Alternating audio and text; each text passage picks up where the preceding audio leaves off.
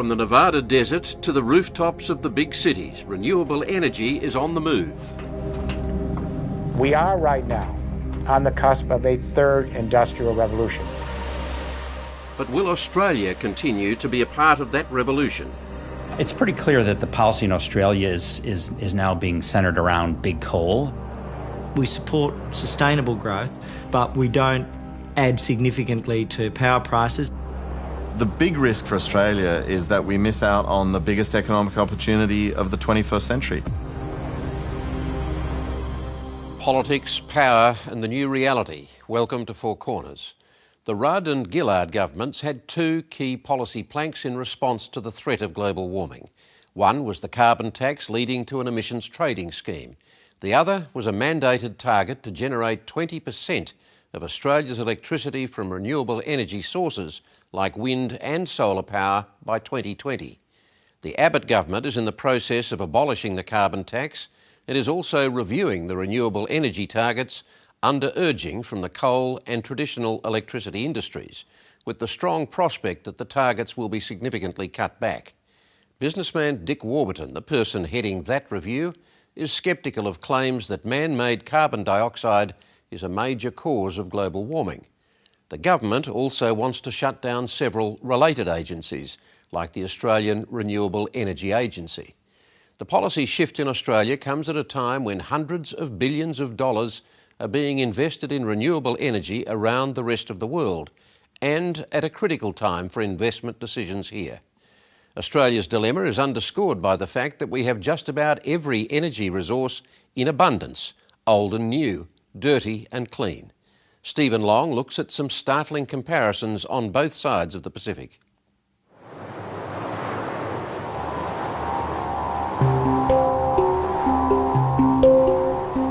The sun rises over the rolling hills outside Canberra.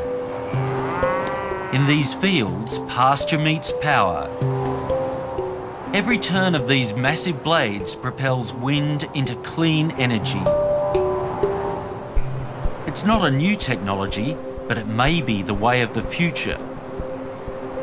To supporters, renewable energy is part of a revolution that will eclipse fossil fuels and change the way we live and work. But not everyone sees it that way. Recently, Australia's Treasurer took a tilt at these very windmills. If I can be a little indulgent, please. Here, I drive to Canberra to go to Parliament and so on. I drive myself. And I must say, I find those wind turbines around Lake George to be utterly offensive. Correct. And correct. I think they're just a blight on the landscape. And the people you're talking to are paying for them. Yeah, and look... When are you going to knock them off? Well, we can't knock those ones off. The wind farms that Joe Hockey finds so unsightly are owned and run by Infigen Energy. So there's 90 turbines here, including the Capital and Woodlawn wind farms. Miles George is managing director of the company, which operates 24 renewable power plants, 6 of them in Australia. How much power does that generate? It's enough power to power about half the houses in Canberra. He's worried about the government's apparent hostility to clean sources of electricity. We could fit another 30 or so in and we have approval for that.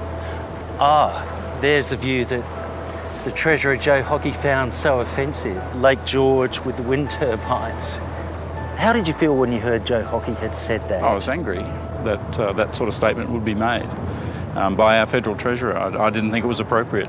Not so much the visual amenity issue, but talking about his inability to stop these things or something like that, he said, which he's talking about stopping an investment that Australian investors have made. Do you think that is the government saying? The Treasurer's comments are part of a broader backlash in the coalition. And while it may be too late to knock off these wind turbines, the government's review of the renewable energy target might just kill the business. Well, if the target was scrapped without any compensation, we would lose 40% of our revenue and our business in Australia would fail. If the renewable energy target is cut, people are saying that they will have to close down wind farms. It will kill existing investment.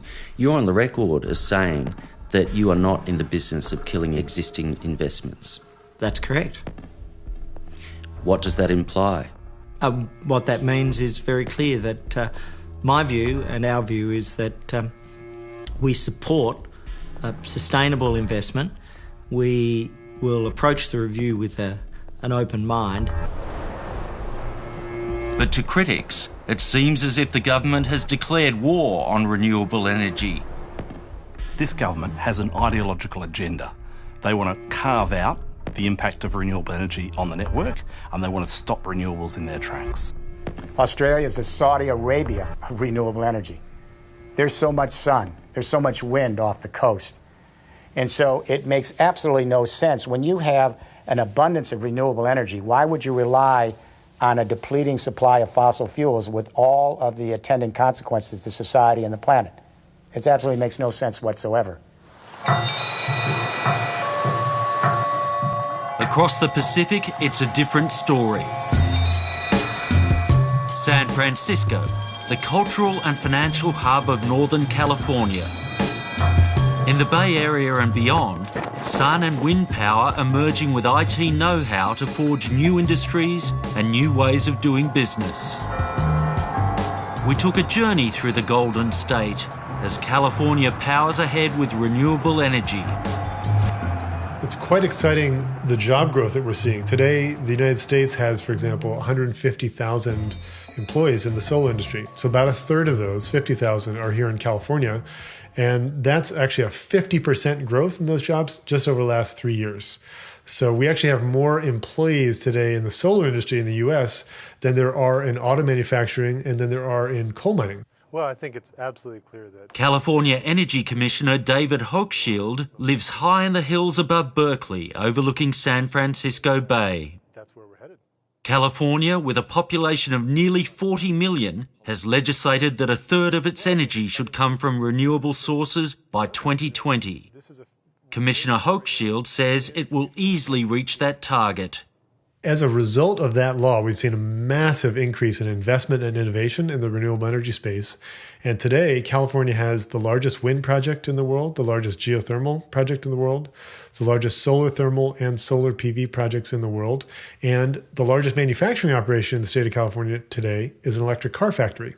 So we're seeing enormous momentum as a result of that. Were you surprised by the pace of the growth of renewable energy? You know, it's actually not a surprise because history has shown quite clearly when you establish a long-term target and provide that certainty for the market, you get investment and you get innovation and it drives down costs. About half an hour away at the Port of Oakland is a company that seized on California's support for renewable energy and innovation. It's run by a sun-loving Aussie entrepreneur. Danny Kennedy moved here 7 years ago. His business pioneered the use of satellite imaging and internet software to design and sell rooftop solar. Hey Gary, it's Mark from Sungevity Solar. How you doing today? We had this idea that we could take satellite images and aerial photographs and mash them up and do the design and engineering and quoting and sales process to customers over the internet. Although Australia pioneered solar power, Danny Kennedy had to leave his home country to realise his ambitions. You know, a couple of obvious reasons. One was the sort of risk capital available here in Silicon Valley and the software engineering, but also because California at that time had a very strong solar market due to the Republican governor Arnold Schwarzenegger's support for the solar market back in 2006. But it's already loaded up for you? Today, Sungevity is an international business with more than 500 employees, operations in the US, Europe and Australia, and revenues in the hundreds of millions. Its founder is dismayed by the drift of policy back home. The big risk for Australia is that we miss out on the biggest economic opportunity of the 21st century. We get stuck in quarry Australia mentality from the 20th century, while the rest of the world is phasing out coal and trying to move to these new industries and creating whole new ways of doing business and jobs which Australians may never benefit from.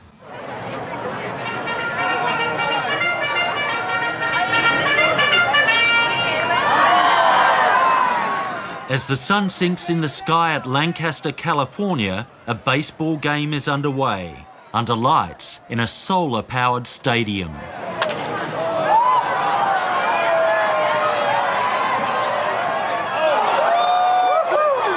The Lancaster Jethawks are leading the California League. Their city is leading the way with renewable energy. So you'll be 100% renewable? Heather Swan is an executive with the Lancaster Power Authority, which has overseen a radical shift away from fossil fuels. We've kind of gotten started with a grassroots effort that started putting solar on homes and getting the information out to our homeowners and our citizens. And then we took that step a little farther and became the example ourselves, and we put solar on our major city facilities. Those city facilities are now powered about 97–98% by solar. Lancaster was aiming to be 100% renewable powered by the decade's end. Yes, I mean, we were originally given the goal of 2020, but, you know, I think we can make it happen by 2016. Just 2 years away. Well, when you say it like that, you make it sound so close, but I know it's not far away. It's now technically possible to supply all the electricity needs of a city or district without any reliance on fossil fuels. That used to be a pipe dream, but new technologies that allow renewable energy to be stored and used day and night are changing the ball game. And here at least, support for the new order crosses the political divide. Your mayor is a Republican. That side of politics in Australia is quite hostile, it seems, to renewable energy. Well, it is here too, so, but he is a Republican, and he's been quoted in the New York Times as saying, I may be a Republican, but I'm not an idiot. And he's very well educated, and he's very well researched on the subject, and he's an adamant believer in climate change. We're seeing it happen right here in our own backyard.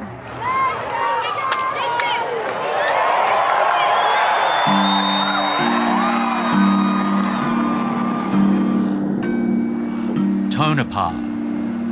This sleepy little town in the high desert country of the Sierra Nevada is at a crossroads, where the old economy is making way for the new. Tonopah was one of the last frontiers of the Old West. The discovery of silver at the dawn of the 20th century sparked a mining boom before the town lapsed into fading glory. They campaign hard out here, but there's little division about where the future lies. It's in mining the sun.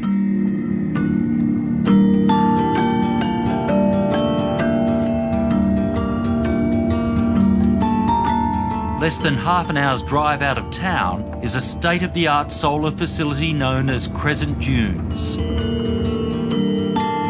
If it looks space-age, that's because it is. Considered by some to be the most advanced power plant in the world. The project's technical director is Brian Painter, an industry veteran who's been running electricity plants for 30 years. It's amazing, it's like a mechanical forest. It is exactly, that's what you're walking through, a mechanical forest. It's made up of steel and mirrors and all this sort of thing. The huge mirrors on these mechanical trees are known as heliostats. Each heliostat concentrates the sun's energy on the top of the tower there, the black section there that you see. What's in the tower? What's in that black section is molten salt. Molten salt is pumped through the top. It's like a big energy absorber. It's absorbing all that sun's energy that's being concentrated on the tower.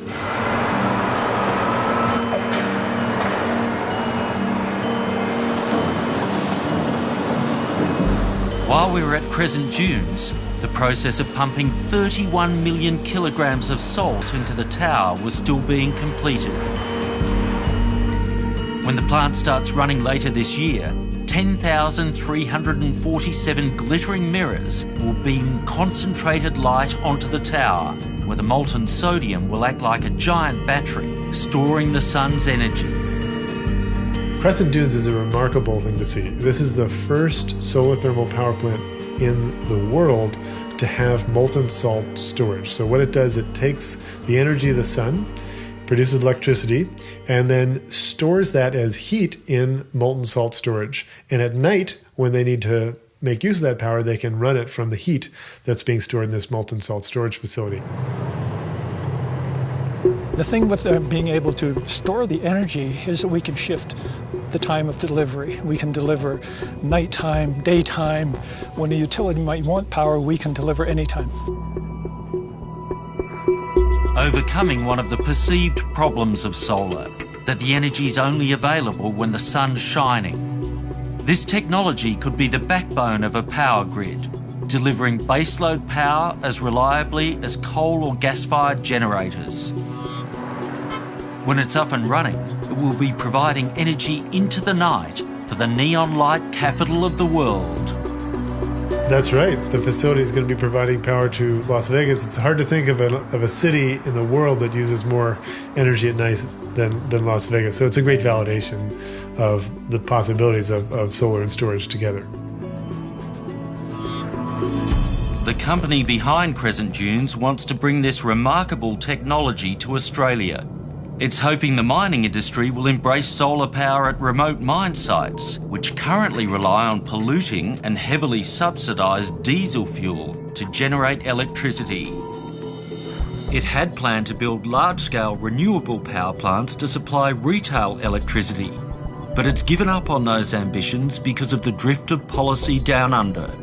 And that policy change pretty much took the life out of the renewable energy sector as far as large-scale projects for, say, utility applications. Other markets around the world are advancing. Australia is going to get left behind. They made a big deal out of it. Kevin Smith is the chief executive of Solar Reserve, the company that developed Crescent Dunes.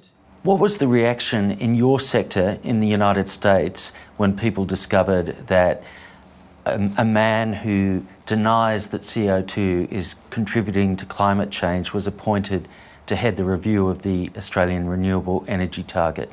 Well, it's a little bit hard to grasp that concept. I mean, clearly, that appointment was made because they want to move back towards conventional fuels, coal and oil.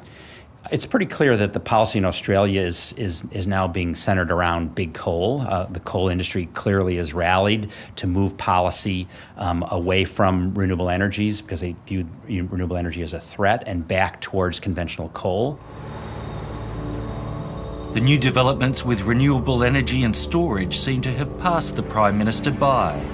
The difficulty with renewable energy is that when the sun doesn't shine and the wind doesn't blow, well, the power doesn't flow. We've got massive supplies of coal, we've got massive supplies of gas. We should be making the most of our natural advantages.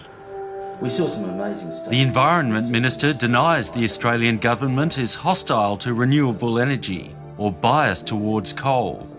Well, I think the long-term future for renewable energy is actually very strong. It's about balance, and the right balance here is to ensure that we protect jobs and investment, we support sustainable growth, but we don't add significantly to power prices, and we try to take the pressure off power prices. What Australia has in abundance and California and Nevada lack is coal. Coal has defined Australia's political economy. And while it can avoid paying for the impact of its emissions, coal is a cheap source of energy. But as renewables gain ground, coal-fired power generators are hurting. In Queensland and across Australia, there's actually a glut of electricity generation in the market. There's probably 20% more generation capacity in the national electricity market than we actually need. In Queensland, it's probably higher than that. That's the challenge for us. Richard Van Breeder runs Stanwell, a state government-owned power company and Queensland's biggest electricity generator. Hence, you don't want to see more renewables coming into the marketplace? Absolutely, absolutely. And certainly our submission looked at renewables. Our recommendation was that renewable energy targets be phased out over time.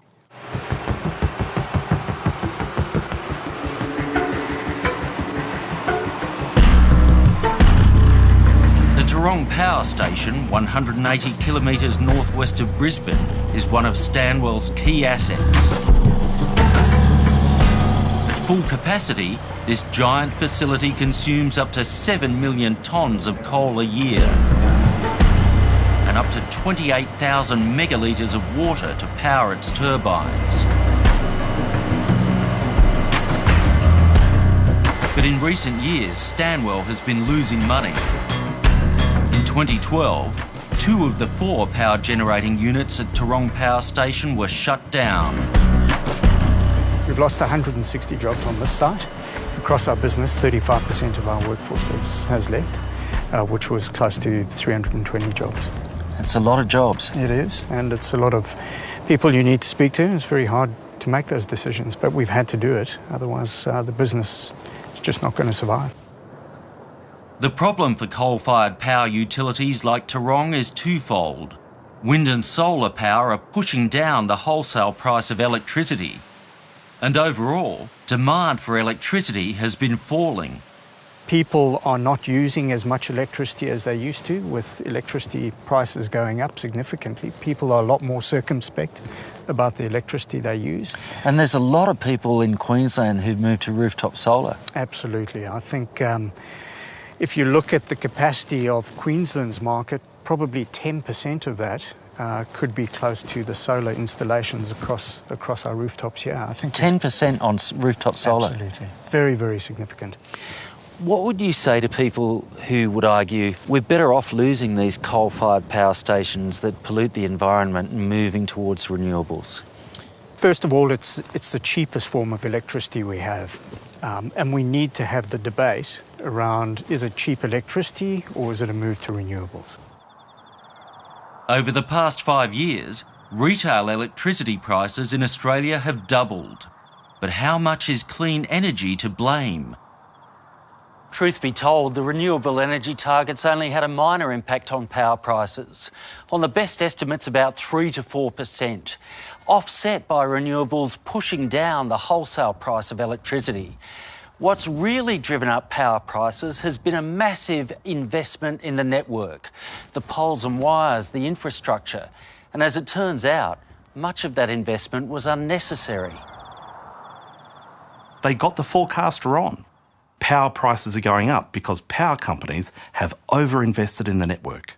And those companies get a guaranteed return on their investment, guaranteed by the government. The main reason for the increase in electricity prices is the cost of networks.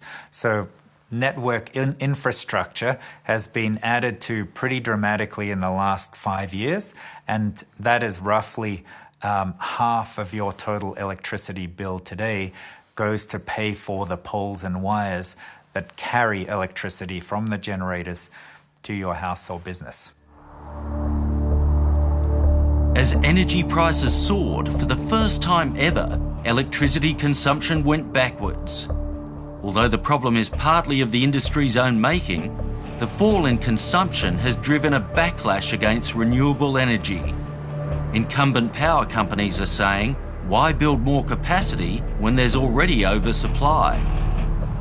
The simple reality is the renewable energy target as designed was designed to fill anticipated growth in the market, and the market conditions have changed.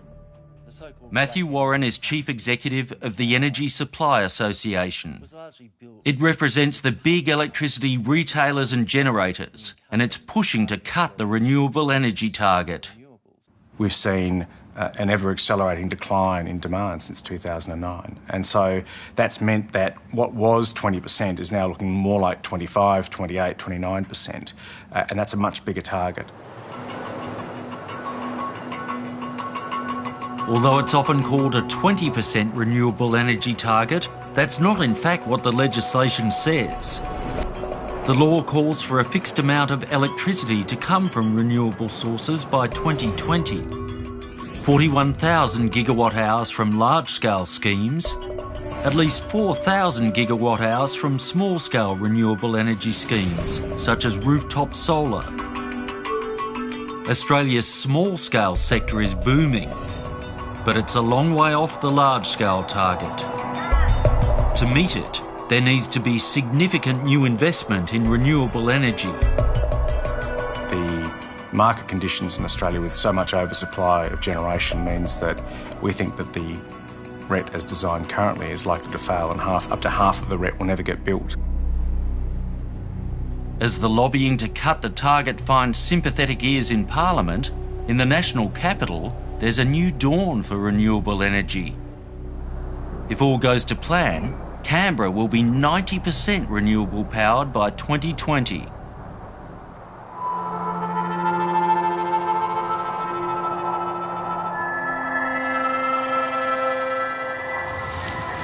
Wow. That's the Royala Solar Farm.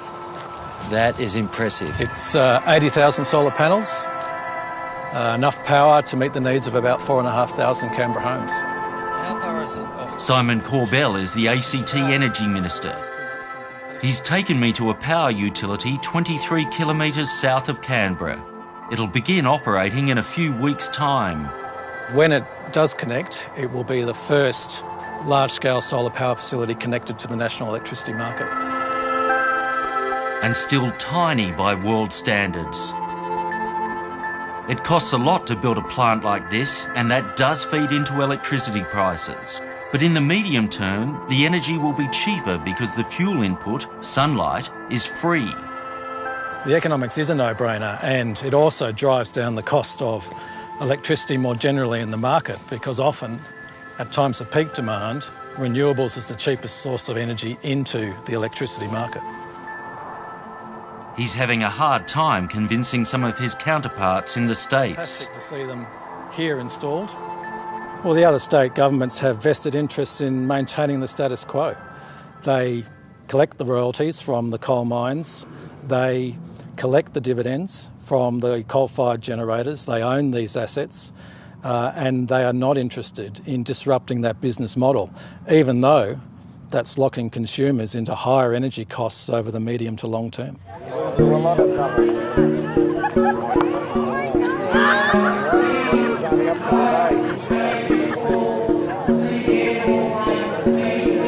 B. O'Donnell and B. McGaskill, thank you all. Come on in, good bowl here. It's a big day at the Orange City Bowling Club in the central west of New South Wales. A troop of Canberran bowlers has bussed in to take on the locals. G'day. Hey, Steve. How are you? Nice to meet you. Got a fair crowd in for the tournament. It's a fairly big day, unusual because we've got about 50 visitors here today. Pat Egan is the club's treasurer. Sun shining, good day. It's fantastic for bowls, mate. That green is probably running about 16 seconds, which is pretty good for bowls.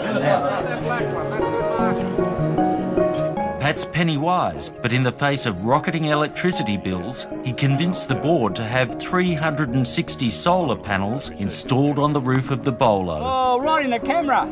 Yeah, you can see a good view of them there now. They're in banks of 10. So you were the inspiration for this, Pat? Yeah, only because of my personal experience at home where I put a system in 2012 and the savings were coming as I expected. So when I became treasurer here recently, just after my own installation, I'm trying to find ways to save costs. As you would. And increase our revenue. But saving costs, what swings out is straight away is the cost of electricity. Oh, yes. Thanks, cheers, Pat. Nice to have you up a cup, mate. Cheers. Over a beer at the club, Pat shows me how much money the rooftop solar has cut from the power bills. So that was a month's power bill? Yeah. $10,000 or close enough. And this one was 4,891. That's a huge saving. It certainly is.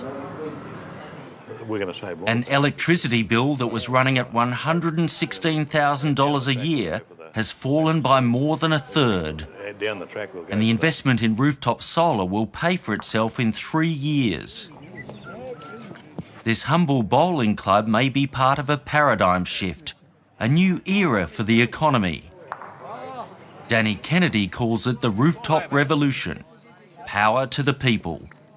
What we've had is this big power stations at the middle of a hub and spoke model, shunting electrons down a one-way fire hose, telling us what we should pay for it. What we're getting now is the ability to participate in the creation of electricity. We're going to have our own power plants on our own roofs. There's going to be a community-level storage system, a solar farm or a wind farm out the back. And all those are going to take part in the creation of electricity and the economics of electricity. And it's all going to be managed through software and information communications technology. We now have millions and millions of small players, homeowners, small businesses, cooperatives, even large businesses, that are producing their own solar and wind-generated green electricity at near zero marginal cost. In 10 years from now, 15 years from now, we'll have tens of millions of local sites producing green electricity on microgrids. In 20 years from now, we'll have hundreds of millions of people producing their own green electricity. He's doing now. Economist and author Jeremy Rifkin argues that green energy and new communications technology are ushering in a period of radical economic change. Just as the steam engine, the telegraph and the printing press drove the first industrial revolution, petrol-fuelled motor cars, the roads network and the electricity grid the second, renewable energy and the internet are combining to create a new industrial revolution, which could be a jobs bonanza.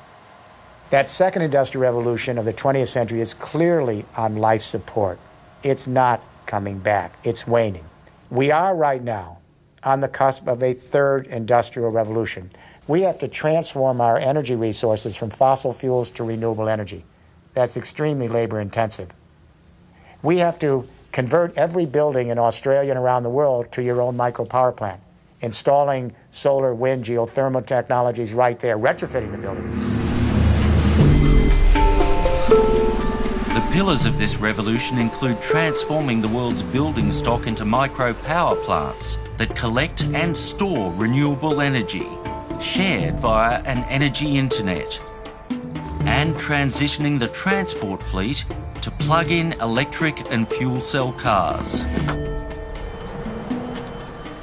Palo Alto, California is home to the new green machines of motoring. The Tesla is an electric vehicle that's winning the hearts of motoring enthusiasts. Put one of these through its paces and you'll give a hoon in a gas-guzzling V8 a run for their money and help save the planet at the same time. This may be the future of motoring. This is a high-performance vehicle. It does 0 to 100 k's in 4.4 seconds, and it can drive up to 502 kilometres on a single charge. There's zero emissions and zero noise, and I love this, there's no exhaust pipe.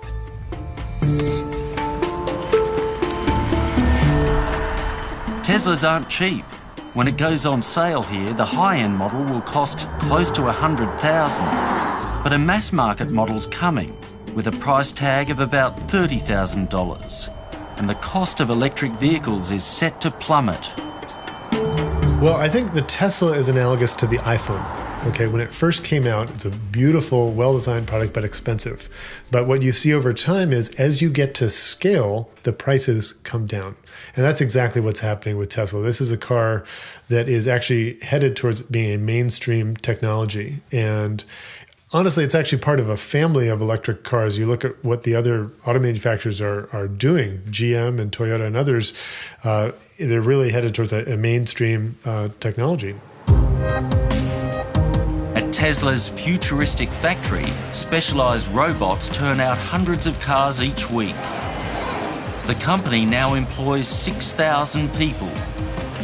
Soon it plans to build what it's calling the Gigafactory, a mass manufacturing plant for lithium-ion car batteries, which will create economies of scale and dramatically reduce the cost of electric cars. We think that they are potentially another game changer. If you look at the cars being made out of Tesla in California, they're faster, they're cleaner, they're quieter and they're safer than conventional petrol-driven cars. There are a lot of things that consumers will like about electric cars if they're priced correctly, and they could have a material impact on the electricity and energy supply in Australia as well. Big incumbent power companies are hoping that mass take-up of electric cars will boost electricity demand, saving them from a death spiral of falling revenues and rising unit costs, as more and more people generate, store and share their own power. But there are no guarantees. Oh, look, I think we're seeing in the energy industry, it's going through a transformation that's not dissimilar to telephony, to retail, to newspaper media. And that is we're seeing, quite radical transformation driven by technology and driven by changing market conditions. It's disruptive like media was disrupted a decade ago. Once upon a time, the ABC and New York Times were all the news that was fit to print, and they shunted the news of the day down the one-way fire hose. And now we use social media and Twitter and whatever else to co-create what is the news stream and what makes for big news. And the economics, we know well, has been completely transformed. That's coming to electricity. The coal and other protected vested interests of Australia are going the way of the dodo if they don't adjust to this reality. When Superstorm Sandy struck the United States in 2012, Americans discovered what it's like when the power grid breaks down. Millions of people across the East Coast were left for days without electricity. No light, no heat, and no communications. The thing that people had the hardest time with during Sandy was the fact that they were cut off from communications. If you're without power for days, it is not just inconvenient, but it really feels like you can't live your life. Individuals and communities want to have more and more control over their energy system. We again saw this after Sandy, where communities have asked for their own microgrids because they don't want to be as reliant upon the grid. Both environmentally... Former investment banker Richard Kaufman is known as New York's energy czar. He's overseeing a move to decentralised electricity. In the last 10 years, we've invested $17 billion just to keep the grid as it is. And in the next 10 years, if we keep just doing exactly as we've been doing, we have to invest another $30 billion. The Empire State is instead planning a radically different electricity system, with community microgrids and technology that allows buildings to create and store their own energy. It used to be that you had to get the electricity that came through the central grid because that was the only alternative. Well, that's not true anymore. So we have had across a whole range of industries the benefit that customers are now in charge. And the technology exists now for that to be true in the power sector. The cost of all of these solutions are going down while the cost of the traditional central station power and distribution systems go up. In 1980, it cost $35 a watt to buy a solar panel. Today it's 70 cents a watt. Maiden, North Carolina. A sleepy little southern town. Maiden happens to be home to a major facility of a titan of technology. Apple's data centre at Maiden processes vast numbers of messages, photos, videos, and other content being shared in cyberspace. The computing power needed to process all that content shared on the web and on mobile devices is a massive drain on electricity. The power demands have led to accusations that technology companies have a dirty cloud. This is the solution. A vast solar farm generating 167 million kilowatt hours of power, enough to make Apple's data centre 100% powered by renewable energy. It's the largest solar farm in the United States not owned by a power utility, and it's supplemented by fuel cells that store electricity generated from biomass. The direction towards clean and green energy is one that I believe is the right one and is where the world is going. You know, when you look at air pollution or water pollution issues, when you look at the challenges that we'll face as our populations grow, it just makes great sense. And in this case, it also makes great business sense for Apple and other responsible companies to step up to the plate, acknowledge that climate change is not just a challenge, but also an economic opportunity. It's quite amazing. It looks like a spaceship. It does, doesn't it? Some people call it the mothership. Lisa Jackson is Apple's environmental director, a role she took on last year after serving under President Obama as head of the US Environment Protection Agency. By renewable energy. She shows me a scale model of Apple's coming campus. How many employees are going to be here? 13,000 employees will work at the new Silicon Valley headquarters, and it will be 100% powered by renewable energy. For Apple, it's not just about doing the right thing for the environment.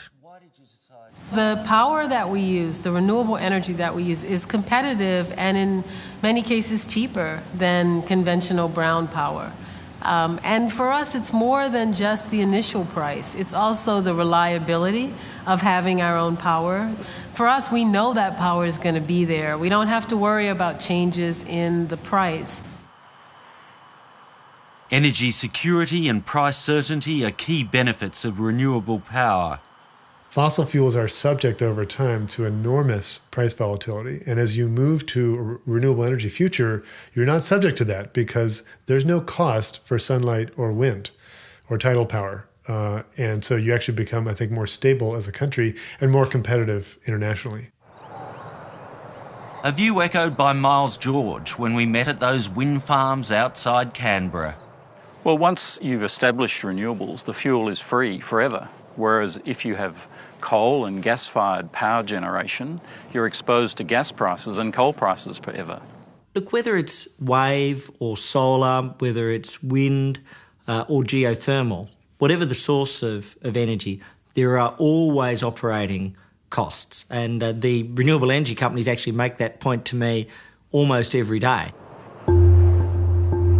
While Environment Minister Greg Hunt does see a growing role for renewable energy, he's also pinning much hope on clean coal. For Australia, I think the message is clear. We can move to reduce significantly the emissions from our current generators. The technology which is emerging now, and which I think will be available over the next 3 to 5 years, cleans up very significantly, not perfectly, but very significantly, by up to 30 to 50% the emissions from current generation.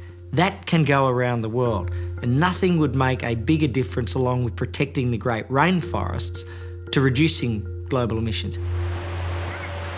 Perhaps there's also a risk that global action on climate change will push up the price of fossil fuels, leaving Australia with stranded power assets and soaring electricity prices. So we have enough of these renewable energies distributed in every square inch of Australia and the world to power our species' needs till kingdom comes at near zero marginal cost without pollution to the planet. So what kind of cockamamie thinking, if I may say this, keeps us into these old polluting dinosaur energies and technologies of the 20th century when we could be in the new energies of the 21st century and have unlimited amount of renewable energy? Yes, it costs money to create the infrastructure for renewable energy, a lot of money. But existing fossil fuel generators and power utilities were subsidised, by and large built with public funds. If renewable energy becomes ubiquitous, the economies of scale should deliver a radical reduction in power prices that could transform the world economy. Will Australia be